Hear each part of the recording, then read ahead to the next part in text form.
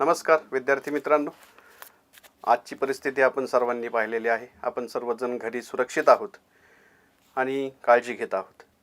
तर आजच्या या परिस्थितीला अनुसरून आपण ऑनलाईन शिक्षण पद्धतीचा वापर सर्व शाळांनी सुरू केलेला आहे आणि त्या अनुषंगाने आपण पाहतो आहोत की सर्वांचे ऑनलाईन लेक्चर्स चालू आहेत आणि त्याचंच एक माध्यम म्हणून शिक्षा समूह व हिंद सेवा मंडळांच्या संयुक्त विद्यमाने आपण या ठिकाणी केबलद्वारे आणि आकाशवाणीद्वारे आपण आपले लेक्चर्स चालू केलेले आहेत.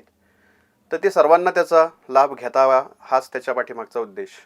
मी दीपक शिरसाट आज आपल्याला इयत्ता 8वी मराठी बालभारती या विषयाचं मी व्याख्यान घेणार आहे. तर या अनुषंगाने आपण आजचा धडा सुरू करूया. मी दीपक शिरसाट, सीताराम सारडा विद्यालय या शाळेमध्ये मी एक उपशिक्षक आहे. तर आपण धड्यास सुरू करूया. आज आपण दुसरा धडा जो आहे तो मराठीचा तो घेणार आहोत. धड्याचं नाव आहे माझ्या देशावर माझे प्रेम आहे. तर विद्यार्थी मित्रांनो, या धड्यामध्ये आपण अभ्यासणार आहोत की या धड्याचे जे लेखक आहेत यदुनाथ थत्ते यांनी हा सुंदर असा धडा आपल्याला या ठिकाणी प्रस्तुत केलेला आहे. आणि यदुनाथ थत्ते जे या धड्याचे लेखक आहेत, अत्यंत ख्यातनाम असे ते लेखक आहेत आणि बरंचसं योगदान त्यांनी आपलं मराठी साहित्यामध्ये दिलेलं आपल्याला पाहायला मिळतं. तर या यदुनाथ थत्तेंचा थोडक्यात आपण परिचय पाहूया. 1922 ते 1998 ही त्यांची कारकीर्द आहे. प्रसिद्ध लेखक, संपादक, पत्रकार, बाल साहित्यकार, चरित्रकार. 32 वर्ष त्यांनी साधना या साप्ताहिकाचे संपादन केले. म्हणजे यावरून आपल्याला त्यांच्या कार्याची ओळख येते विद्यार्थी मित्रांनो, की किती चांगल्या प्रकारे त्यांनी मराठी साहित्यामध्ये योगदान दिलेलं आहे. अत्यंत प्रसिद्ध असे ते लेखक आहेत, संपादक, पत्रकार, अशा वेगवेगळ्या भूमिका त्यांनी पार पाडलेल्या आहेत. आणि 32 वर्ष साधना हे जे त्यांचं साप्ताहिक होतं, या साप्ताहिकाचं संपादन त्यांनी केलेलं आहे. कथा, कादंबऱ्या, बालसाहित्य, चरित्रे, लेख, अनुवाद अशी त्यांची सुमारे 100च्या आसपास पुस्तके प्रकाशित आहेत. म्हणजे पहा विद्यार्थी मित्रांनो, यामधून त्यांच्या योगदानाची आपल्याला ओळख होते की मराठी साहित्यामध्ये त्यांनी भरपूर असं योगदान दिलेलं आहे. मग त्याच्यामध्ये त्यांच्या कथा आहेत, कादंबऱ्या आहेत, बालसाहित्य आहेत, चरित्र आहेत, असं विस्तृत लेखन त्यांनी केलेलं आहे. आणि यावरून आपल्याला त्यांच्या योगदानाची कल्पना येते. खरोखरच खूप मोठं योगदान मराठी साहित्यामध्ये यदुनाथ थत्ते यांनी दिलेलं आहे.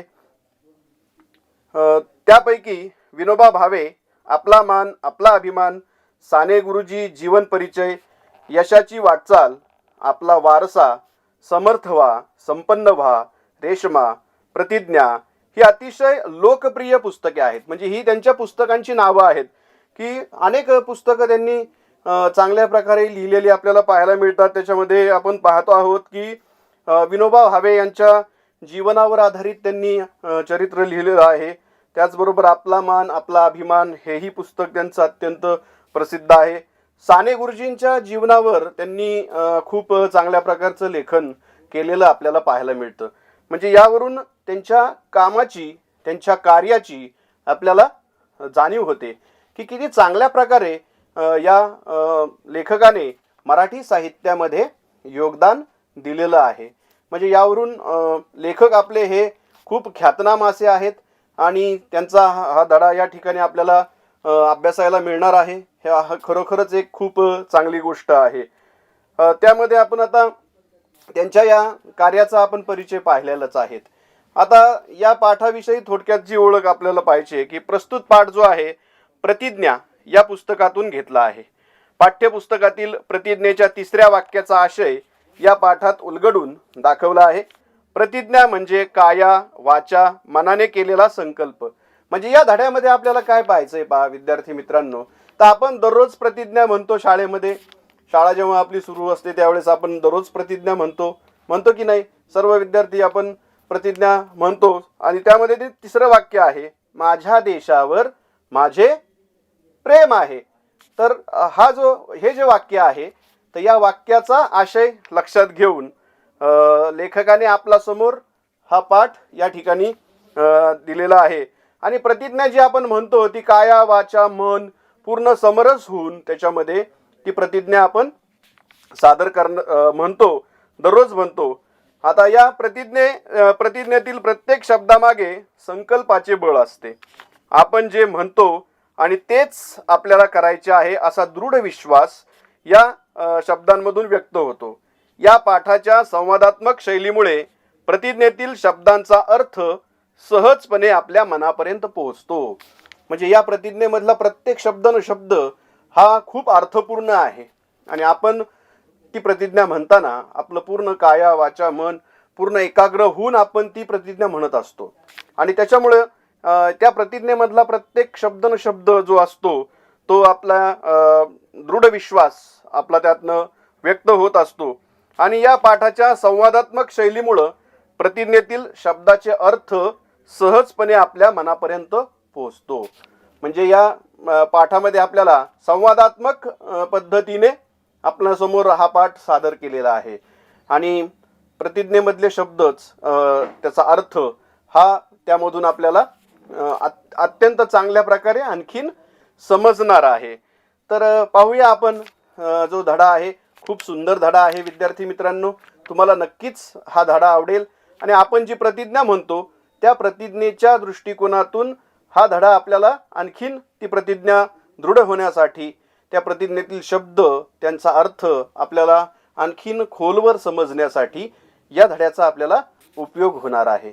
म्हणजे या धड्याच्या माध्यमातून लेखकाने आपल्यासमोर एक चांगलं उदाहरण प्रस्तुत केलेलं आहे की ज्याद्वारे विद्यार्थ्यांना याचा भरपूर फायदा व्हावा आणि आपल्या देशाबद्दलचं त्यांचं जे प्रेम आहे ते अत्यंत चांगल्या पद्धतीने त्यांनी कशा पद्धतीने ते या धड्यात मांडलेलं आहे ते आपण पाहणारच आहोत.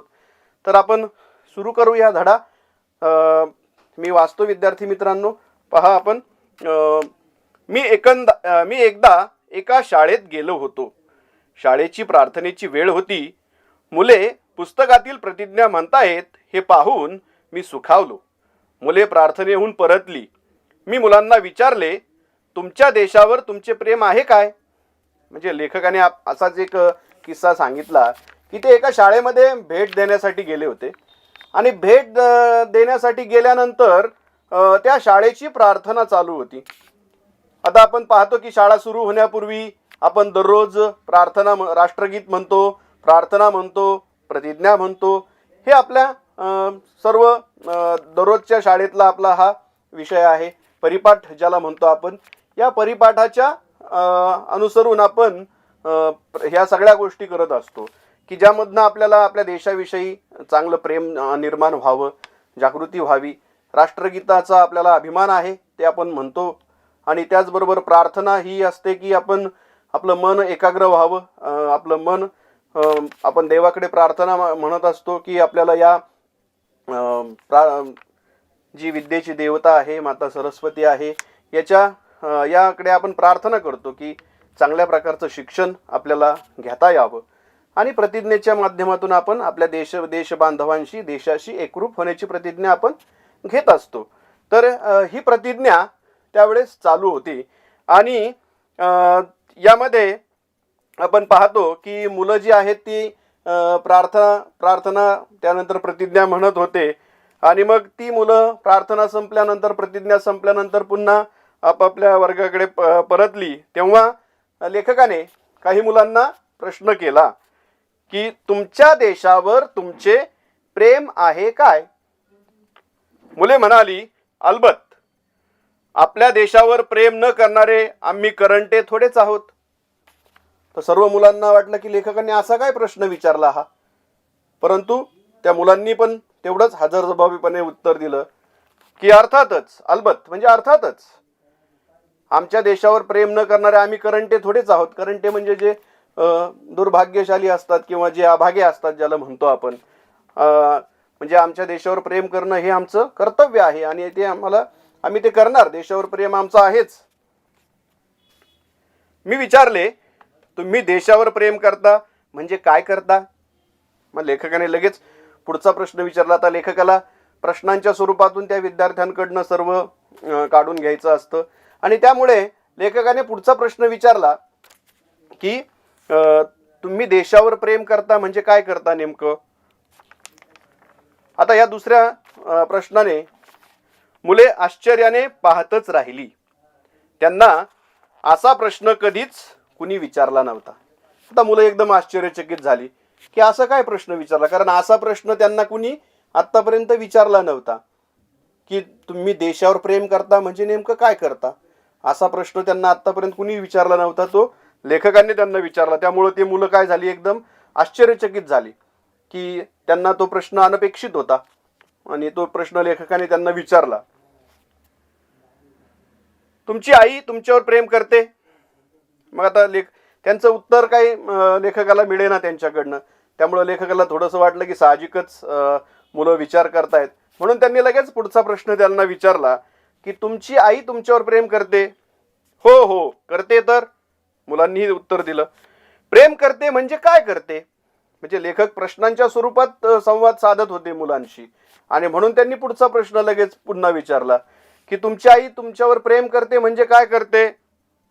मग आता मुलांनी उत्तर दिलं, आमचे पालन पोषण करते, आम्हाला वाढवते.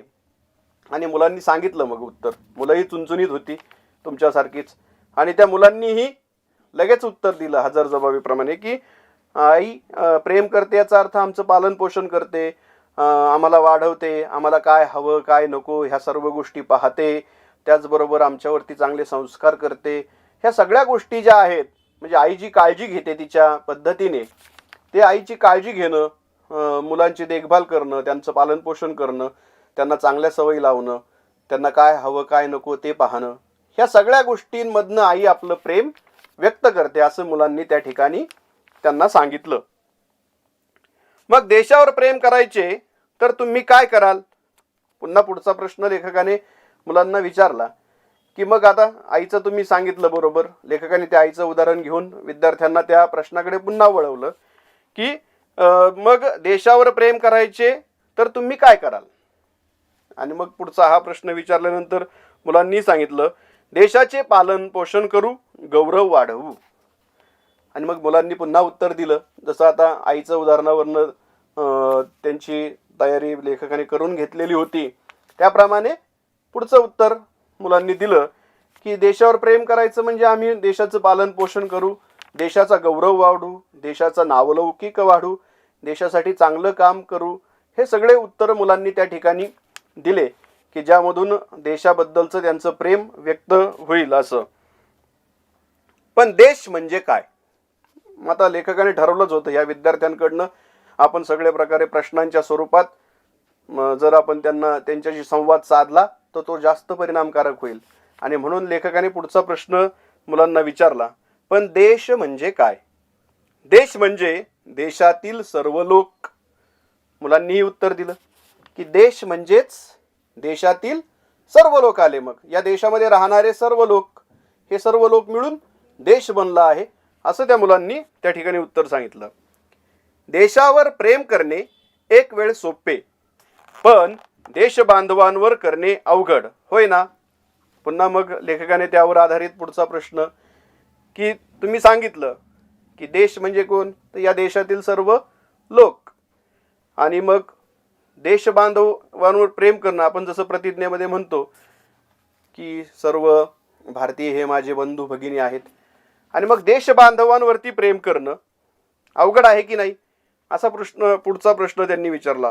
हो खरे आहे. भारतावर प्रेम म्हणजे भारतभूमीवर प्रेम आणि भूमिपुत्रांवरही प्रेम. मग लेखकाने त्या प्रश्नाला अनुसरूनच विद्यार्थ्यांना सांगण्याचा प्रयत्न केला की भारतावर प्रेम करणं म्हणजे काय नेमकं, तर भारत भूमीवर आपण प्रेम करतो, आणि त्याचबरोबर या भारतामध्ये राहणारे जे आपले देशबांधव आहेत, जे भूमिपुत्र आहेत, या भारतामध्ये राहणारे जे आपले बंधू भगिनी आहेत, या भारतभूमीच्या पुत्रांवरती प्रेम करणं. आपल्याकडे काही लोक नुसते भूमीवर प्रेम करतात आणि काही लोक नुसते भूमिपुत्रांवर प्रेम करतात. मग लेखकाने फरक सांगितला यामधला की आपल्यामध्ये आपण पाहतो भारतामध्ये अनेक सर्व आपण नागरिक राहतो. मग यातले काही लोक जे असतात ते भारत भूमीवर प्रेम करतात, आणि यातले काही लोक जे असतात ते भूमिपुत्रांवरही प्रेम करतात. म्हणजे दोन वेगवेगळ्या प्रकारची लोक आपल्याला या ठिकाणी पाहायला मिळतात. त्यामुळे लेखकाने हा सांगण्याचा त्यांना प्रयत्न केला की काही लोक आपल्याकडे भूमीवर प्रेम करतात आणि काही लोक नुसते भूमिपुत्रांवर प्रेम करतात. परंतु मुलांना याचा अर्थ नीटसा कळला नाही. ते थोड्याशा गोंधळल्या अवस्थेमध्ये पाहायला मिळाले. त्यामुळं त्यांनी विचारलं की म्हणजे देशावर प्रेम करायचे तर भूमी आणि भूमिपुत्र दोघांवर प्रेम हवे, होय ना? आणि मग लेखकाने त्यांना पुढच्या प्रश्नाच्या माध्यमातून त्यांना विचारलं की आपलं जर देशावर प्रेम असेल, आपल्याला जर देशावर प्रेम करायचं असेल तर आपल्याला भूमिपुत्रांवरही प्रेम करणं आवश्यक आहे आणि देशावरही प्रेम करणं आपल्याला आवश्यक आहे. हे बरोबर आहे की नाही, हेच त्यांनी मुलांना विचारलं. बरोबर आहे, मुले म्हणाली. एक मुलगा म्हणाला, भगतसिंग, राजगुरू, सुखदेव हे फासावर गेले, ते देशावर खरेखुरे प्रेम करत होते. आणि मग मुलांनी लगेच उदाहरण दिलं भगतसिंग, सुखदेव, राजगुरू यांचं, की यांचं देशावरती प्रेम होतं. आणि मग देशावर प्रेम होतं, मग देशासाठी काहीतरी करण्याची जी जिद्द होती, जी धडपड होती. कारण आपण त्यावेळेस पाहिलं की आपला देश जो होता तो पारतंत्र्यात होता आणि पारतंत्र्यात असणाऱ्या या देशाला स्वतंत्र करण्यासाठी, गुलामगिरीतून मुक्त करण्यासाठी भगतसिंग, सुखदेव, राजगुरू यांच्यासारख्या क्रांतिकारकांनी इंग्रज सरकारांविरुद्ध आंदोलन पुकारलं आणि त्याच्यामुळेच इंग्रज सरकारने त्यांना फासावर लटकवलं.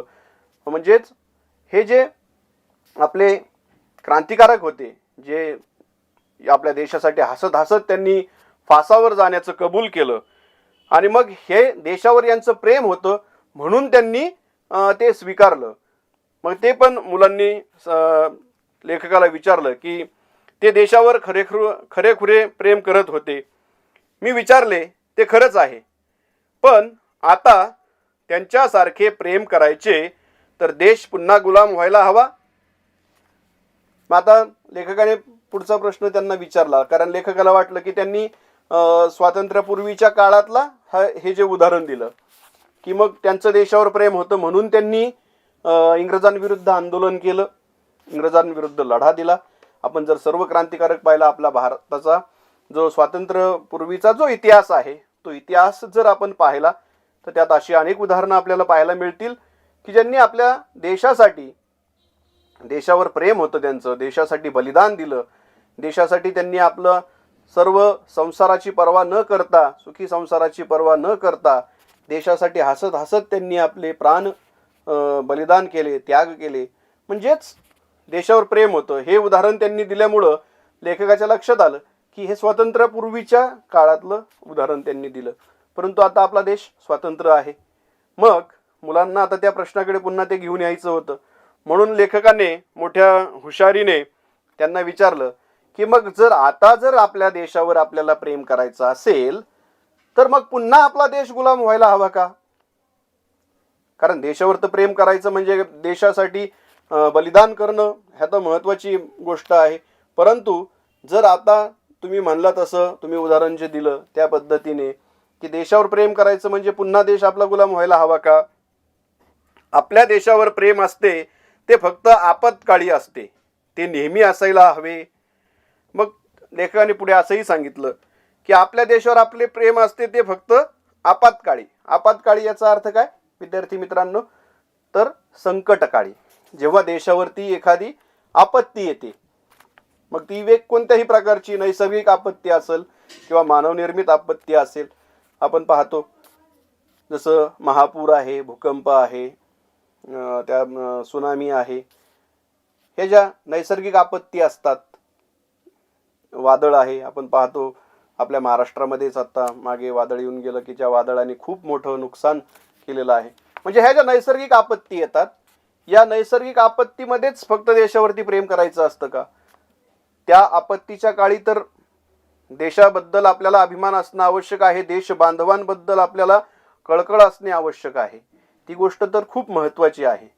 परंतु इतर वेळेस आपण आपल्या देशावरती प्रेम करायचं नाही का? मग आपल्या देशावरती आपलं प्रेम आपण करणार नाहीत का? म्हणजे ह्या सगळ्या गोष्टी त्या दृष्टिकोनातून महत्त्वाच्या असतात की आपल्या देशावरती आपल्याला प्रेम करायचंय, मग देशप्रेम आपलं महत्त्वाचं आहे, मग ते फक्त संकटाच्या काळीच उपयोगी पडतं का? तर हा प्रश्न लेखकांनी त्या मुलांना विचारला की ते नेहमी नेहमी असायला हवे की नाही, का फक्त ठराविक वेळीच मी देशावर प्रेम करल ह्या आणि ठराविक वेळी मी करणार नाही, असं व्हायला नकोय. म्हणून लेखकाने तो प्रश्न मुलांना विचारला की नेहमी असायला हवे की नाही प्रेम आपल्या देशावरती. एक मुलगा म्हणाला, नेहमीच करायला हवे. आपल्याला प्रेम दाखवायला संधी मिळावी म्हणून संकटांना आमंत्रण थोडीच द्यायचे.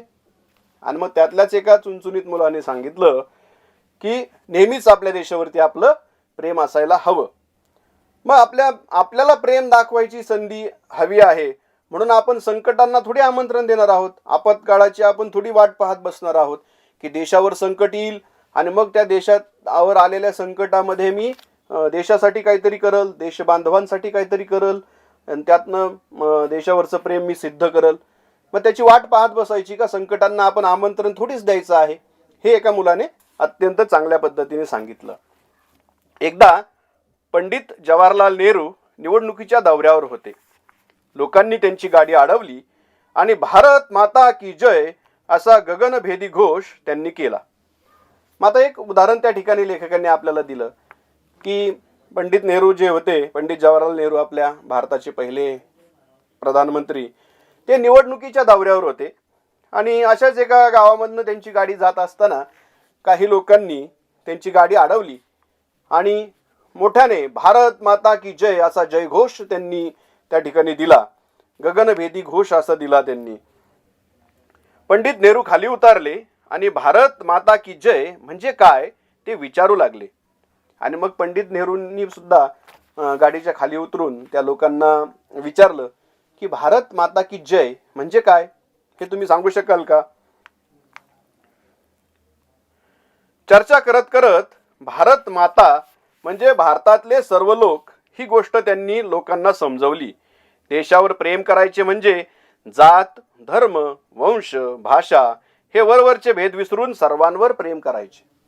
आणि मग पंडित नेहरूंनी त्या लोकांना खूप चांगल्या पद्धतीने समजावून सांगितलं की भारत माता म्हणजे काय, त्यातून अर्थ अभिप्रेत आहे. तर भारत माता म्हणजेच या भारतामध्ये राहणारे सर्व लोक. आणि त्याचबरोबर या देशावर प्रेम करायचं म्हणजे ते निरपेक्ष असावं. जात, धर्म, भेद, वंश, भाषा यावरून कुठलाही भेदभाव नसावा. आणि मग अशा पद्धतीचं प्रेम जे असतं ते देशासाठी उपयुक्त असतं. आणि असंच प्रेम जे आहे ते कुठल्याही भेदभावाशिवाय ते प्रेम असणं देशावरती खूप महत्त्वाचं आहे. हे पंडित जवाहरलाल नेहरू यांनी त्या लोकांना एक चांगल्या प्रकारे समजावून सांगितलं. म्हणजे या ठिकाणी पंडित नेहरूंचं ते उदाहरण देण्याचा उद्देश काय लेखकाचा, की भारत माता म्हणजे काय आणि भारतावर प्रेम करायचं म्हणजे नेमकं कसं करायचं, हे या उदाहरणामधनं लेखकाने आपल्याला पटवून देण्याचा प्रयत्न केलेला आहे. एका मुलाने मला अडवून प्रश्न केला, पण प्रेम करायचे म्हणजे काय? मग आता मुलं सगळा हा संवाद मुलांबरोबर लेखकाचा चालू होता. हे वेगवेगळे प्रश्नांमधनं मुलांना नवीन माहिती समजत होती. देशावरती प्रेम करायचं, देश बांधवांवरती प्रेम करायचं, ह्या संकल्पना मुलांच्या स्पष्ट होत होत्या. आणि मग एका मुलाला प्रश्न पडला. जसं मुलं म्हणजे प्रश्नांचं माहेरघर असतं विद्यार्थी मित्रांनो, की ज्याची चौकस बुद्धी असते, जिज्ञासू वृत्ती असते, की पुढे काय आपल्याला त्यातनं जाणून घेण्याची इच्छा असते. अशी मुलं नेहमी प्रश्न विचारतात. आणि मग तसंच एका मुलाने प्रश्न विचारला की प्रेम करायची म्हणजे काय नेमका. आता हा प्रश्न लेखकाला त्यांनी विचारला. मी म्हणालो, प्रेम करायचे म्हणजे दुसऱ्याचे दुःख पाहून ओल्या डोळ्यांनी त्याच्या मदतीसाठी धावून जायचे आणि दुसऱ्याला आनंद झाला की आपणही आनंदित व्हायचे. खूप चांगल्या प्रकारे लेखकांनी या प्रश्नाचं उत्तर दिलं. पहा की प्रेम करायचं म्हणजे काय करायचं नेमकं. तर दुसऱ्याचे दुःख आपण वाटून घेतलं पाहिजे. ते असं म्हणतात, दुःख वाटून घेतलं की ते हलकं होतं. आणि मग दुसऱ्याच्या दुःखात आपण सहभागी झालं पाहिजे. दुसऱ्याचं दुःख जे आहे ते ओल्या डोळ्यांनी त्याच्या मदतीसाठी धावून गेलं पाहिजे. म्हणजे दुसऱ्याच्या दुःखामध्ये आपले डोळे सुद्धा ओलावले पाहिजेत. त्यांचं दुःख आपल्याला त्यांच्या दुःखात आपण सहभागी झालं पाहिजे. आणि मग हे सहभागी होणं, दुसऱ्याच्या दुःखामध्ये सहभागी होणं, त्याला सहानुभूती देणं, ही गोष्ट खूप महत्त्वाची असते. दुःखात सहभागी होता आलंच पाहिजे विद्यार्थी मित्रांनो. दुसऱ्याचं दुःख पाहून आपल्याला सुद्धा दुःख झालं पाहिजे, ही महत्त्वाची गोष्ट आहे. प्रेम करायचं म्हणजे नेमकं काय करायचं? तर दुसऱ्याचं दुःख आपल्याला वाटून घेता आलं पाहिजे. दुसऱ्याच्या दुःखाने आपले डोळे ओलावले पाहिजेत. दुसऱ्याच्या दुःखामध्ये आपल्याला सहभागी होता आलं पाहिजे. आणि फक्त सहभागी होऊन उपयोग नाही, तर त्याच्या मदतीसाठी आपण धावलं पाहिजे, त्याला मदत केली पाहिजे, त्याला सहानुभूती आपण दिली पाहिजे, त्याला आधार आपण दिला पाहिजे, त्याला पाठिंबा आपण दिला पाहिजे. आणि त्याच्या उलट दुसरी गोष्ट, दुसऱ्याला आनंद झाला की आपणही आनंदित व्हायचे. म्हणजे जसं ज्याप्रमाणे दुःखात आपण त्यांच्या सहभागी होतोच, दुःख वाटून घेतो, त्याचप्रमाणे जर दुसऱ्याला आनंद झाला तर त्या आनंदात आपल्याला सुद्धा सहभागी होता आला पाहिजे. त्यांचा आनंद आपण आपला आनंद मानला पाहिजे. ही सुद्धा तेवढीच महत्त्वाची गोष्ट आहे. म्हणजे दुसऱ्याचं दुःख हे आपलं दुःख असलं पाहिजे, दुसऱ्याचा आनंद हाही आपल्याला आपला आनंद वाटला पाहिजे. म्हणजे दुसऱ्यांबद्दल वाटणारी जी कळकळ आहे, तळमळ आहे, ही मनामध्ये येणं ही खूप महत्त्वाची गोष्ट आहे. हे असे चांगल्या पद्धतीने लेखकाने त्या मुलांना ते समजावून सांगण्याचा प्रयत्न केला. प्रेम करायचे तर अश्रू आणि हास्य यांची भाषा आपल्याला आली पाहिजे. आणि मग तेच लेखकाने सांगितलं की प्रेम करायचं म्हणजे नेमकं काय करायचं? तर अश्रू आणि हास्य याची भाषा आपल्याला आली पाहिजे. हास्य आणि अश्रूंची भाषा, आता त्यामुळे मुलांचा गोंधळ झाला की आता ही कोणती भाषा आहे बा? आता आपण तर मातृभाषा बोलतो, राष्ट्रभाषा बोलतो, किंवा आणखीन इंग्रजी भाषा आहे ती बोलतो आपण. मग ही कोणती भाषा आली? अश्रू आणि हास्य यांची भाषा. मुलांच्या मनात थोडासा गोंधळ निर्माण झाला. आणि मग म्हणून मुलांना प्रश्न पडला की हास्य आणि अश्रूंची भाषा म्हणजे नेमकी कोणती भाषा? आता हास्य आणि अश्रू यांची भाषा ही जागतिक भाषा आहे. महात्मा गांधीजी काय म्हणाले होते माहित आहे? ते म्हणाले होते, प्रेम निष्क्रिय असूच शकत नाही, प्रेम सक्रिय पाहिजे, तसे सुबुद्धही हवे. आणि मग याचं उत्तर देताना लेखकाने सांगितलं की हास्य आणि अश्रू ही जी भाषा आहे ही जागतिक भाषा आहे. की आपण जसं पाहिलं की हास्य म्हणजे आनंदाचं प्रतीक आहे, अश्रू हे दुःखाचं प्रतीक आहे, की ज्यामध्ये लोकांच्या दुःखात आनंदात आपल्याला सहभागी होता आलं पाहिजे. त्याचबरोबर त्यांनी महात्मा गांधीजींचं उदाहरण दिलं लेखकांनी, की महात्मा गांधीजी काय म्हणाले होते माहिती यावेळी? की जे प्रेम जे असतं ते प्रेम कधीच निष्क्रिय असू शकत नाही. प्रेम कधीही निष्क्रिय असू शकत नाही. त्याचबरोबर ते प्रेम जे आहे ते सुबुद्धही हवे. म्हणजे गांधीजींनी प्रेम कसं असायला हवं हे या ठिकाणी सांगितलेलं आहे. म्हणजे प्रेम आपलं जे आहे ते निष्क्रिय असू शकत नाही. त्याचबरोबर प्रेम हे सक्रिय पाहिजे आणि त्याचबरोबर ते सुबुद्धही हवे. म्हणजे प्रेम जे आहे असं सक्रिय असलं पाहिजे, ज्याच्यामध्ये आपल्याला सहभागी होता आलं पाहिजे. लोकांच्या आनंदात दुःखात सहभागी होणं. सक्रिय असणं म्हणजे काय? तर आपल्याला त्याच्यामध्ये सहभागी होता आलं पाहिजे. आपल्या मनामध्ये त्या भावना यायला पाहिजेत की ज्या पद्धतीने आपल्याला ती गोष्ट व्यवस्थितरित्या लोकांच्या आनंदात दुःखात सहभागी होता येतं. त्याचप्रमाणे ते सुबुद्धही हवे. म्हणजे आपण काय करत आहोत ह्याची जाणीव आपल्याला असणं खूप महत्त्वाची आहे. की आपण जे कार्य करतो ते जाणीवपूर्वक व्यवस्थित चांगल्या प्रकारे करता यायला पाहिजे. ते सुबुद्धही हवे. पण शांततेच्या काळात देशावर प्रेम करायचे म्हणजे काय? शांततेच्या काळात प्रेम करण्याचे कितीतरी मार्ग आहेत. आता पुढचा प्रश्न म्हणजे काय? तर शांततेच्या काळामध्ये आपण पाहिलं की आपत्काळीच्या वेळेस, इतर वेळेस देशावर संकट असताना लोक देशाबद्दल आपलं प्रेम दाखवतातच निश्चितच. परंतु शांततेच्या काळामध्ये देशावर प्रेम करायचे म्हणजे काय करायचं? तर शांततेच्या काळात प्रेम करण्याचे कितीतरी मार्ग आहेत. देशाच्या नवनिर्माणासाठी रचनात्मक काम करणे म्हणजे देशावर प्रेम करणे. हातात झाडू घेऊन गावाची शास्त्रीय पद्धतीने साफसफाई करणे म्हणजे देखील देशावर प्रेम करणेच होय.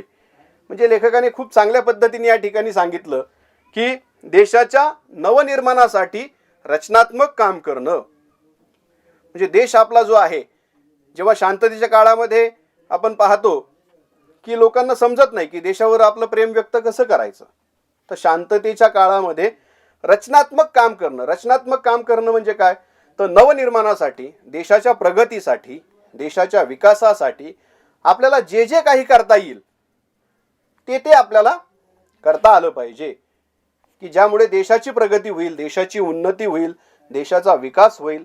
ह्या सगळ्या गोष्टी ज्या आहेत त्या होतील, असं कुठलंही एक चांगलं काम आपण करणं. त्याचबरोबर हातात झाडू घेऊन गावाची शास्त्रीय पद्धतीने साफसफाई करणं. शांततेच्या काळामध्ये आपण हेही करू शकतो की आपण पाहतो की आपला बराचसा भारत हा खेड्यामध्ये आहे, गावामध्ये आहे, आणि मग या गावांची साफसफाई करता यायला पाहिजे आपल्याला.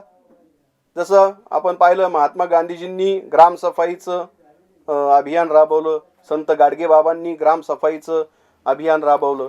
त्याप्रमाणे आपल्याला सुद्धा त्यांच्यापासून प्रेरणा घेऊन एखाद्या गावाची सफाई करण्यामध्ये काय हरकत आहे, हे लेखकाने विद्यार्थ्यांना सांगितलं की हे काम करणं, देशावर आपलं प्रेम आपल्याला दाखवायचं आहे. मग ते रचनात्मक काम करणं, देशाच्या प्रगतीसाठी, देशाच्या विकासासाठी काम करणं, किंवा देशाच्या एखाद्या गावामध्ये जाऊन ग्रामसफाई करणं, शास्त्रीय पद्धतीने हातात झाडू घेऊन स्वतः त्याच्यामध्ये सहभागी होऊन आपण ते कार्य करू शकतो. कोणतेही काम करताना आपल्या मनात असा विचार आला पाहिजे की माझ्या या वागण्याचा परिणाम देशावर आणि देशवासियांवर काय होईल. आपल्या पोटापलीकडे पाहायला शिकल्याखेरीज माझ्या देशावर माझे प्रेम आहे असं आपल्याला म्हणता येणार नाही. म्हणजे हेही तेवढंच महत्त्वाचं आहे की आपण जे वागतो आहोत, आपली जी वर्तणूक आहे, आपण जे काम करतो, याचा देशावरती काय परिणाम होईल याचा विचार आपण पहिल्यांदा केला पाहिजे, की तो चांगला परिणाम झाला पाहिजे. चांगला परिणाम होईल असंच आपण काहीतरी काम केलं पाहिजे, की ज्यामुळे आपल्या देशावरती त्याचा चांगला परिणाम होईल, देशाच्या प्रगतीसाठी त्याची मदत होईल, देशाच्या विकासासाठी त्याची मदत होईल. म्हणून ह्या सगळ्या गोष्टी तेवढ्याच महत्त्वाच्या आहेत विद्यार्थी मित्रांनो, की आपल्याला त्या आपण जे वागत आहोत किंवा आपलं जे वागणं आहे, आपण जे काम करत आहोत, त्या कामाचा देशावर कसा परिणाम होईल याचा विचार केला पाहिजे. त्याचबरोबर आणखीन एक गोष्ट जी सांगितली, पोटापलीकडे पाहायला शिकल्याखेरीज माझ्या देशावर माझे प्रेम आहे असं आपल्याला म्हणता येणार नाही.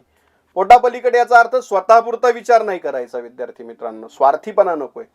तर आपण दुसऱ्याचा विचार करणं, देशाचा विचार करणं, हे त्याच्यामधनं हा अर्थ त्याच्यामधनं अभिप्रेत आहे, की आपल्या स्वतःच्या पलीकडे जाऊन आपण दुसऱ्यांचा विचार करून कार्य केलं तर आपल्या देशावर आपलं प्रेम आहे असं आपल्याला म्हणता येईल. खरे म्हणजे कोणतीच गोष्ट लहान किंवा मोठी नसते. ज्या संदर्भात आम्ही ते काम करतो तो संदर्भच त्या गोष्टीला लहान किंवा मोठे बनवत असतो. स्वार्थी वृत्तीने केलेले मोठे काम लहान असते आणि निस्वार्थी वृत्तीने केलेले लहान कामही मोठे असते. म्हणजे हेही लेखकाने त्यातून त्यांना समजावून सांगण्याचा प्रयत्न केलेला आहे की कुठलंही काम हे लहान मोठं नसतं. कुठलंही काम हे लहान मोठं नसतं. तर ते स्वार्थी वृत्तीने जे कुठलंही मोठं काम जरी तुम्ही केलं असेल तर ते लहानच असतं, आणि निस्वार्थी वृत्तीने तुम्ही कुठलंही लहान काम जरी केलं तर ते खूप मोठं असतं. हा फरक विद्यार्थ्यांनी लक्षात घ्यावा असं या उद्देशाने लेखकाने त्या ठिकाणी त्यांना समजावून सांगण्याचा प्रयत्न केलेला आहे. आणि मग त्यानंतर त्यांनी संत कबीराचं उदाहरण दिलं. पहा, संत कबीरांचे नाव तुम्ही ऐकले आहेत ना? हो, ऐकले आहे ना. ते शेले विणायचे इतर विणकरांसारखेच, पण देशासाठी हे सनंग विणतो आहे अशा भावनेने विणायचे, आणि म्हणून ते अपूर्व असायचे.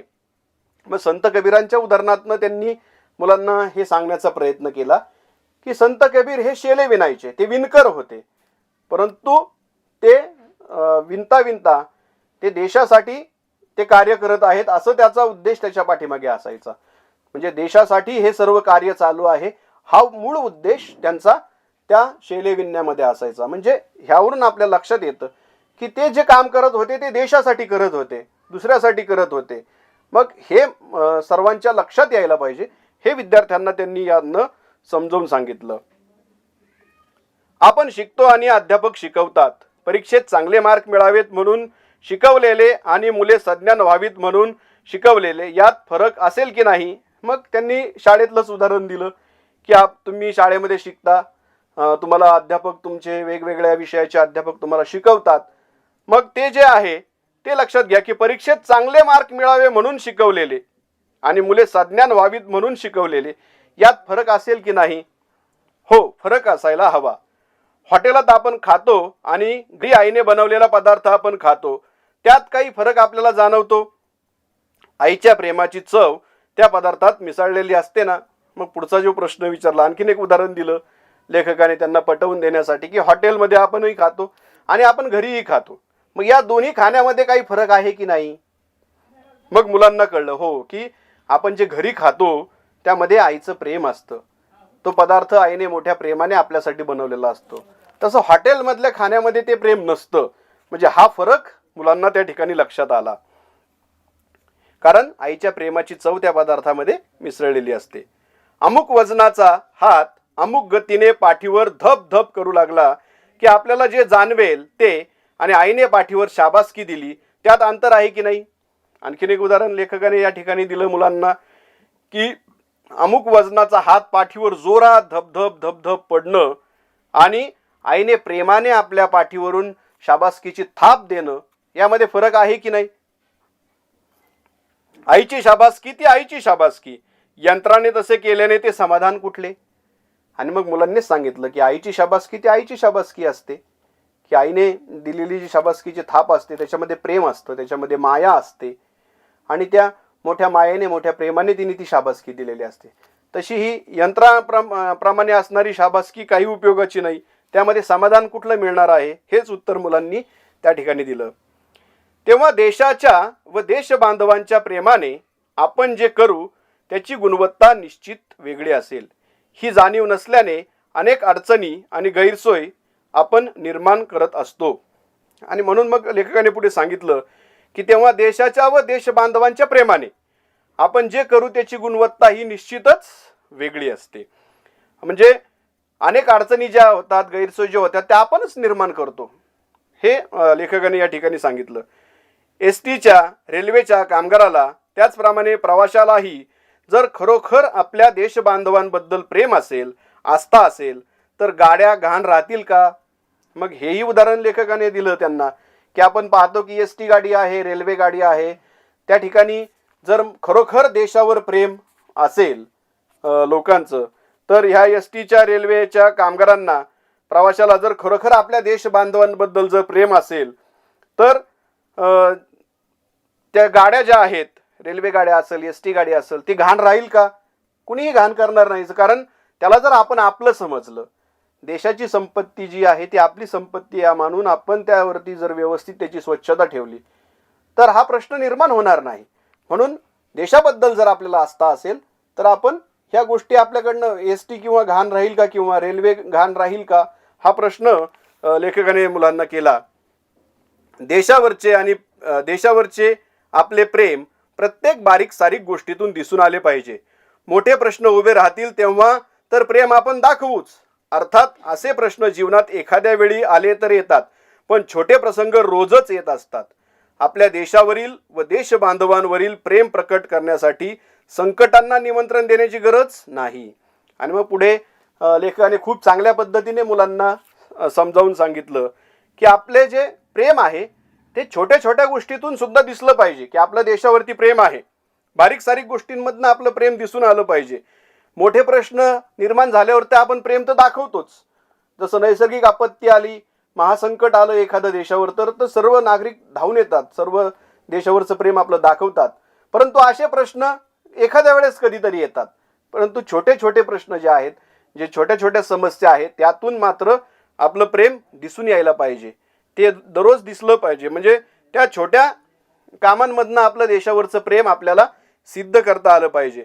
म्हणून मग काय आपलं प्रेम दाखवण्यासाठी संकटांना आपण थोडीच आमंत्रण देणार आहोत की संकट आल्यावरच मी देशावर प्रेम करीन, असाही त्यामधनं नकोय.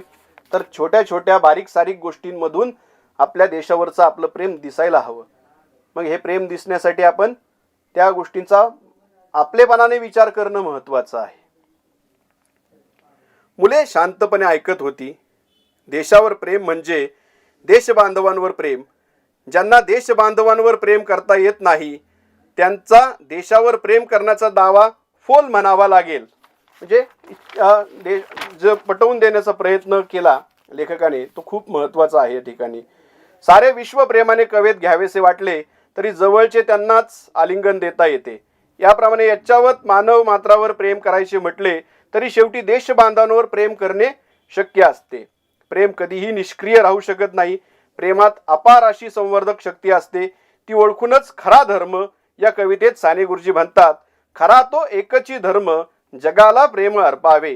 अशा खऱ्या धर्माच्या उपासकालाच खऱ्या अर्थाने असे म्हणता येईल की माझ्या देशावर माझे प्रेम आहे.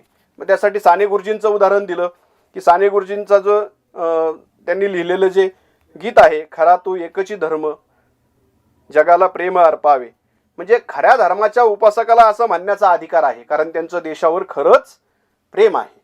त्या पद्धतीने आपलंही देशावरती खरोखर प्रेम असणं खूप महत्त्वाचं आहे. खरोखरच आपल्या देशावर आपले प्रेम असते तर आपली गावे अशी मलमूत्राने वेढलेली दिसली असती का? आपले डोंगर उघडे बोडके दिसले असते का? सस्य श्यामला माता असे काय फक्त राष्ट्रगीतातच घोषवायचे की ती भूमी सस्य श्यामल व्हावी म्हणून आपला घाम गाळण्याची तयारी ठेवावी. देशावर प्रेम करायचे तर देशाचे आजचे चित्र बदलण्यासाठी कंबर कसायला हवी.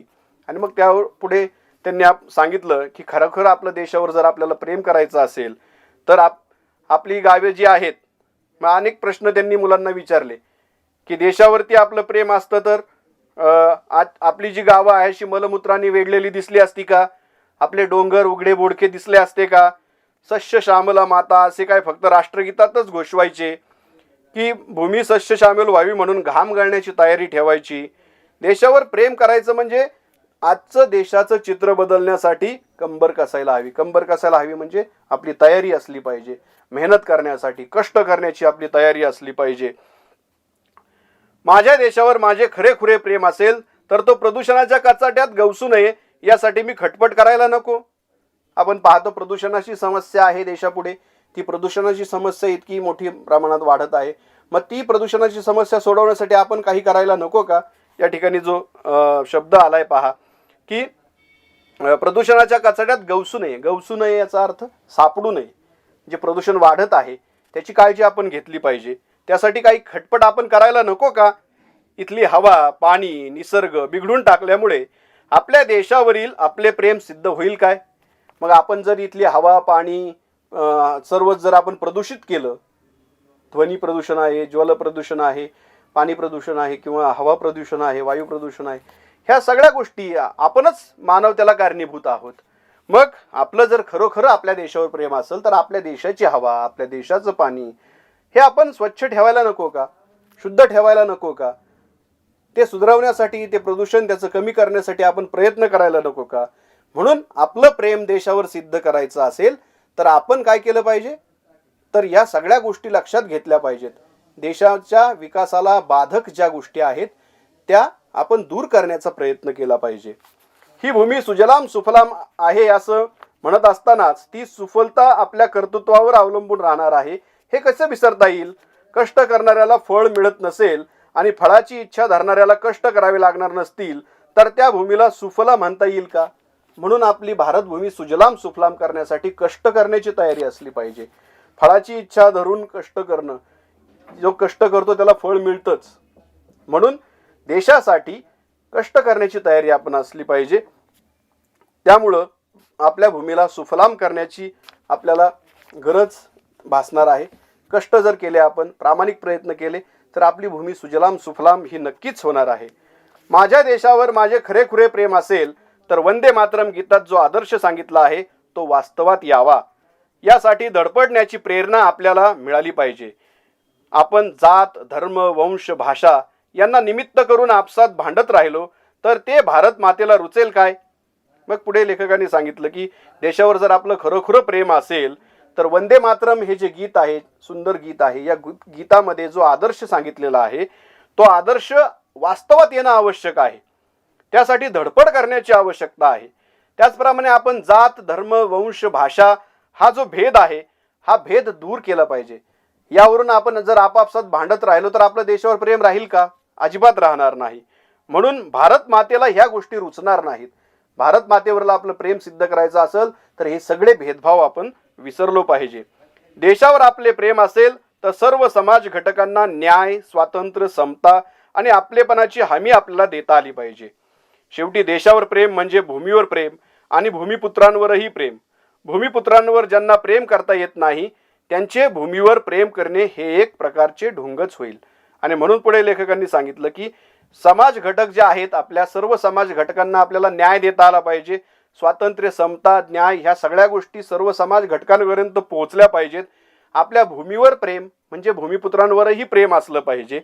त्यामुळं आपण कुठल्याही प्रकारचं ढोंग करण्याची गरज नाही. तर आपण जर प्रामाणिकपणाने ह्या गोष्टी जर व्यवस्थित पाळल्या, त्याचं व्यवस्थित आपण जर सर्व काही या धड्यामध्ये सांगितल्याप्रमाणे केलं तर आपलं निश्चित आपल्या देशावरचं प्रेम सिद्ध होईल. वंदे मातरम गीतात जे चित्र शब्दांकित झाले आहेत ते वास्तवात यावे म्हणून धडपड करत राहणे आणि सर्व भूमिपुत्रांना न्याय, स्वातंत्र्य, समता आणि आपलेपणा यांचे आश्वासन देणे म्हणजेच देशावर प्रेम करणे. आणि शेवटी लेखकाने या ठिकाणी सांगितलेलं आहे की वंदे मातरम गीतामध्ये जे चित्र शब्दांकित झालेले आहेत ते वास्तवात येण्यासाठी प्रयत्न करणं खूप महत्त्वाचं आहे आणि म्हणून त्यासाठी धडपड करणं महत्त्वाचं आहे. त्याचबरोबर भूमिपुत्र जे आपले आहेत त्यांना न्याय, स्वातंत्र्य, समता आणि आपलेपणा यांचे आश्वासन देणे म्हणजेच आपल्या देशावर प्रेम करणं आहे. तर विद्यार्थी मित्रांनो, आपण पाहिलं या धड्याच्या माध्यमातून लेखकाने खूप चांगल्या पद्धतीने भारत देशावर कसं प्रेम केलं पाहिजे, प्रेम म्हणजे नेमकं काय हे सिद्ध कसं झालं पाहिजे हे आपल्याला या धड्याच्या माध्यमातून लेखकाने खूप चांगल्या शब्दात या ठिकाणी आपल्याला सांगितलेलं आहे. तर विद्यार्थी मित्रांनो, नक्कीच तुम्हाला हा धडा आवडला असेल, समजला असेल. धन्यवाद.